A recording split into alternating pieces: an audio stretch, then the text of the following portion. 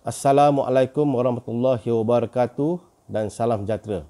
Seperti biasa, saya akan minta tuan-tuan untuk subscribe channel YouTube Dr. Amran untuk memberikan saya ruang dan peluang berkongsi pengalaman, pemikiran dalam suasana politik negara kita pada hari ini.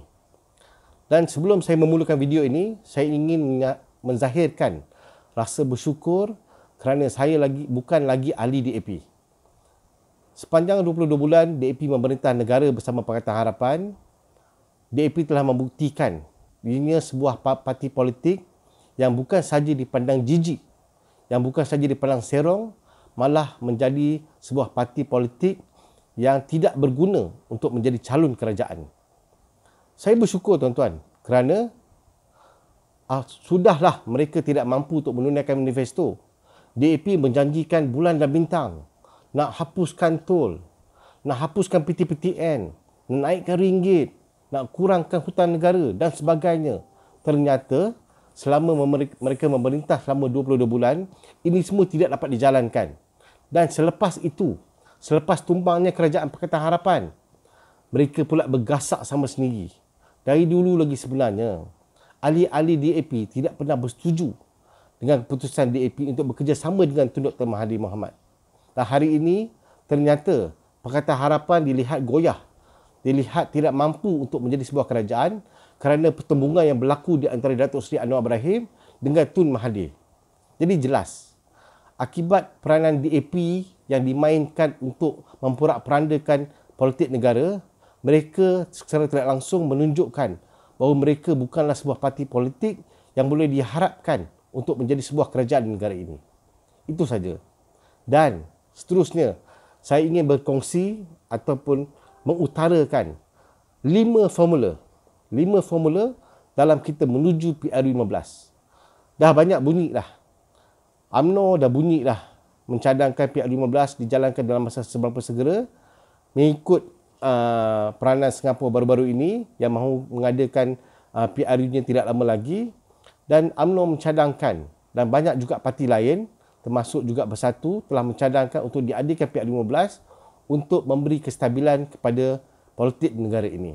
Kerana tanpa kestabilan dalam politik, ia akan menjejaskan bukan sahaja parti-parti politik yang berada dalam negara ini, malah juga ekonomi negara ini. Dan formula pertama yang saya ingin kongsikan ialah naratif. Naratif. Bagi saya, Kerajaan Perikatan Nasional boleh menggunakan naratif kerajaan tanpa DAP untuk mereka memenangi hati orang Melayu dan juga segelintir orang Cina dan India dan juga Sabah dan Sarawak untuk membentuk semula kerajaan selepas PR15. Orang dah tak nak DAP dah. Orang dah jadi takut. Orang jadi serik dah untuk ada sebuah kerajaan ber-DAP yang bukan sahaja gagal untuk menunaikan janji manifesto, malah juga menghuru-harakan negara. Tak payah saya sebutlah apa yang DAP dah buat sepanjang 22 bulan memerintah Malaysia, tetapi apa yang berlaku adalah suasana yang reverse, terbalik daripada apa yang rakyat mahukan. Mereka ini bukanlah sebuah kerajaan yang mampu untuk diterima oleh semua lapisan masyarakat dan hanyalah menjadi hero kepada satu bangsa saja, iaitu bangsa DAP semata-mata. Jadi, naratif yang Kerajaan Perikatan Nasional boleh gunakan untuk PR15 adalah sebuah kerajaan tanpa DAP. Okey, itu formula 1. Formula kedua pula yang ingin saya cadangkan ialah mana-mana parti politik yang mahu memenangi PR15 haruslah bersandarkan kepada kekuatan media sosial. Pengalaman saya sebelum PR15 dulu, di ketika DAP tidak menerima ruang dalam mana-mana akhbar dan juga kebanyakan reporter yang ada, jadi DAP menggunakan media sosial, Facebook, Instagram, YouTube dan sebagainya untuk mereka mencorak pemikiran rakyat. Yang akhirnya mereka berjaya menabur fitnah, memberikan persepsi yang buruk terhadap kerajaan terdahulu sehingga menyebabkan Pakatan Harapan memenangi PR14 yang lalu. Dan saya nak beritahu kat sini, dalam keadaan sekarang ni, apabila Pakatan Harapan hanya ada DAP, PKR dan juga Amanah, DAP lah yang akan membuat kerja-kerja media sosial ni. Kerana sejak daripada dulu lagi, sejak PR14 pun, hanya DAP lah yang menggunakan media sosial untuk menyebarkan dakwah agar mereka memenangi PRU sebelum ini. Dan kali ini pun saya rasa DAP jugalah yang akan mencorakkan pemikiran rakyat menerusi media sosial, dan kalau Perikatan Nasional tidak mengambil iktibar daripada perkara ini, maka kemungkinan besar mereka akan tumbang. Kerana sesiapa jua yang berjaya menjuarai ataupun menguasai media sosial, maka parti itulah yang akan menang pada PRU 15 akan datang. Apa guna kita berceramah sebulan sekali, 2 bulan sekali, tetapi penggunaan media sosial di kalangan rakyat yang Malaysia ini yang tinggi dapat digunakan untuk mencorakkan pemikiran rakyat dan membantu mereka untuk menentukan parti mana yang mereka akan undi pada PRU 15 akan datang. Okey, itu formula yang kedua. Formula yang ketiga, pembahagian kerusi.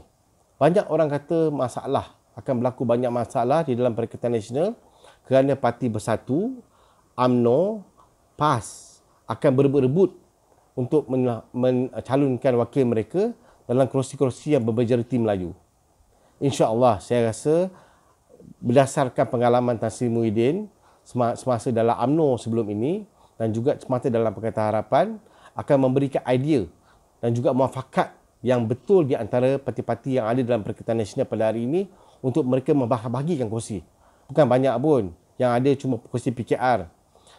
Yang mana dah menang. Yang mana yang kursi yang berpotensi untuk menang, kita jaga elok-elok. Dan mereka hanya cuba mempengaruhi kursi-kursi yang dimenangi oleh PKR, calon-calon amanah sebelum ini, yang banyaknya sebenarnya, kalau tak kena bertembung undi antara UMNO dan juga PAS sebelum ini, insya-Allah mereka boleh menang.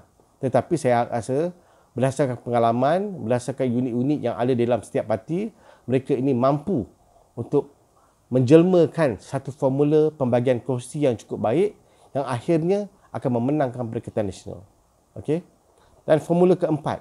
Formula keempat ni yang paling penting dan yang paling terkini untuk keadaan semasa, iaitu kerajaan Perikatan Nasional ini menggunakan semua jawatan-jawatan menteri mereka, semua jawatan-jawatan GLC mereka untuk bantu rakyat ketika negara berdepan dengan bahana akibat COVID-19 yang berlaku sejak awal tahun ini.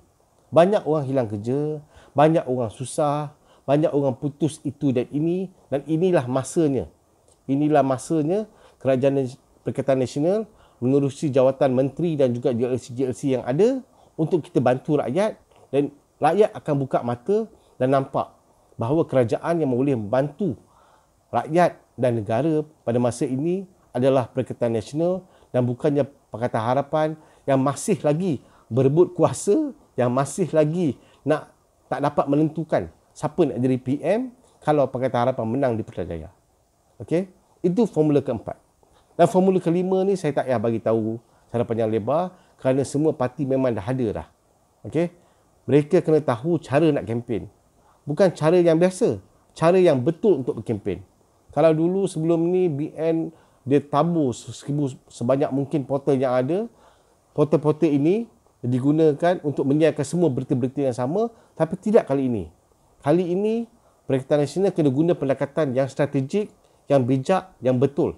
Kerana kempen perlu dijalankan menerusi media sosial, cara yang betul dan juga berhemah dan mampu untuk menyentuh denyut nadi rakyat.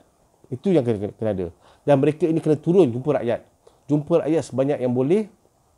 Dan sementara COVID ini telah menjadi surut, kurang pesakit, kurang kes baru, saya rasa inilah peluang-peluang yang boleh digunakan untuk kita bertemu rakyat dan menjalankan kempen, menyusun kempen secara strategik kerana untuk menyebarkan naratif yang betul pada rakyat dan juga melatih pacar-pacar yang selayaknya untuk kita gunakan semasa PRU 14 hari.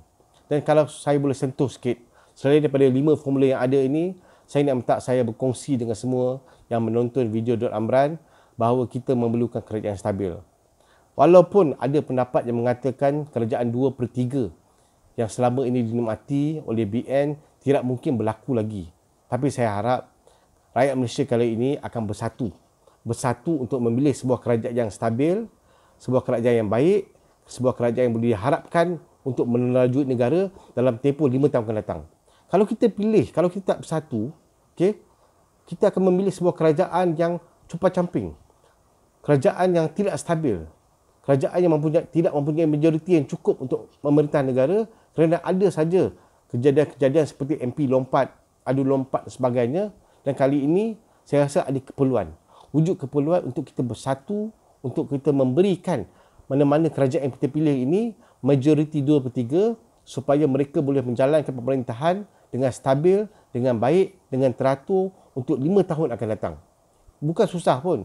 Selama-lama ini pun kita menjadi sebuah negara yang berpotensi, ada hala tuju kerana kita telah mendapat kerajaan yang mendapat 2/3 majoriti. Dan pada ketika itu pun juga pembangkang, terutama DAP sebelum ini, dapat menjalankan tugas pembangkang dengan baik kerana walaupun kerajaan lawannya mendapat majoriti 2/3. Jadi saya harap tuan-tuan, pada PL15 akan datang, kita akan bersatu. Melayu bersatu, Cina bersatu, India bersatu, Sabah Sarawak juga memberikan sokongan kepada Kerajaan Perikatan Nasional yang bukan sahaja terbukti mampu untuk mengawal COVID-19 ini, tetapi kita beri peluang kepada Kerajaan Perikatan Nasional untuk meneruskan negara untuk tempoh 5 tahun akan datang. Sekian sahaja video saya pada kali ini. Jadi sebelum ini saya telah gariskan 5 formula yang boleh digunakan oleh Perikatan Nasional untuk membentuk semula kerajaan selepas PL15 akan datang, dan insya-Allah kita semua mahukan Malaysia lebih baik, dan insya-Allah sekiranya kita memilih Perikatan Nasional iaitu kerajaan tanpa DAP menerujui negara pada PL15 akan datang, insya-Allah kita akan mempunyai masa depan yang lebih baik. Sekian sahaja video saya pada kali ini. Assalamualaikum warahmatullahi wabarakatuh dan saya ucap terima kasih.